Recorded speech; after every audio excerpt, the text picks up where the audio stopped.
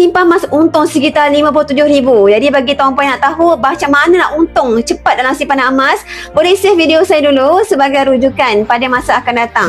Ini adalah resit tahun 2025 Februari pada 12 hari bulan. Ada seorang penyibar emas telah lock 1 kilogram dengan nilainya sekitar RM444,000. Hari tuan-puan 16 April 2025, 1 kilo bar bernilai sekitar RM501,000. Kenaikan harga emas tuan-puan dalam masa 2 bulan ni sekitar RM57,000. Dan mengikut peratus, kenaikan harga emas sekitar 12% tuan-puan. Tapi kalau tuan-puan nak jual hari ni, Public Good akan ambil selisih harga sekitar 6% sahaja dan tuan-puan dapat sekitar RM471,000. Dan tuan-puan masih lagi untung sekitar RM27,000 tuan-puan.